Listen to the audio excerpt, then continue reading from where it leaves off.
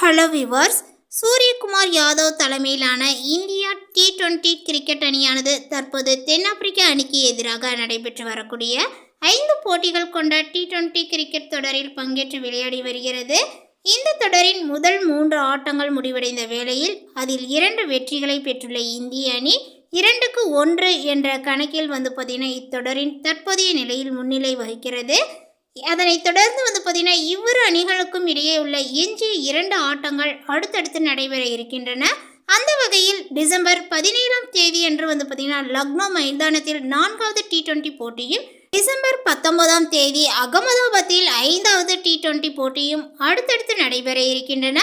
அந்த தொடரின் முடிவை தீர்மானிக்கக்கூடிய 2 போட்டிகள் அடுத்தடுத்து நடைபெற இருப்பதனால இந்த தொடரானது மேலும் சுவாரஸ்யமான கட்டத்தை பார்த்தீங்கன்னா எட்டியுள்ளது. இந்த நிலையில் இந்த தொடரில் இன்னும் 2 ஆட்டங்கள் எஞ்சி இருக்கக்கூடிய வேளையில் எஞ்சியுள்ள அந்த 2 போட்டிகளிலும் நட்சத்திர வீரரான அக்சர் படேல் விளையாட மாட்டார் என்று தெரிவிக்கப்பட்டுள்ளது. அதோடு எஞ்சியுள்ள அந்த தொடரில் இருந்து அவர் விலகி உள்ளதாகவும் BCCI தரப்பில் பார்த்தீங்கன்னா அதிகாரப்பூர்வ தகவல் வெளியாகியுள்ளது. அந்த வகையில் தரம்சாலாவில் பார்த்தீங்கன்னா நடைபெற 3வது T20 போட்டியின் போது காய்ச்சலால் விளையாடாத அவர் எஞ்சியுள்ள 2 போட்டிகளிலும் பார்த்தீங்கன்னா அதே காரணத்தால் இந்திய அணியில் இருந்து விலகுவதாகவும் தெரிவிக்கப்பட்டுள்ளது. இதன் காரணமாக அவருக்கு தற்போது சரியான ஓய்வு தேவை என்றும் மருத்துவ சிகிச்சைக்காக பார்த்தீங்கன்னா அவர் சொந்த ஊருக்கு திரும்பி இருக்கலாம் என்றும் தெரிகிறது.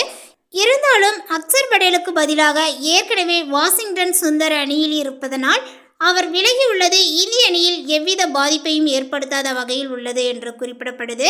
அதேபோல் தென்னாப்பிரிக்க அணிக்கு எதிராக தரம்சாலா நகரில் நடைபெற்ற 2வது T20 போட்டியில் 3ஆம் இடத்தில் களமிறங்கி 21 ரன்களை மட்டுமே குவித்து ஆட்டமிழந்த அவர் மீது கடுமையான விமர்சனங்கள் இருந்த வேளையில் அவருக்கு பதிலாக 3வது T20 போட்டியில் குல்தீப் யாதவ் விளையாடியிருந்தது குறிப்பிடத்தக்கது.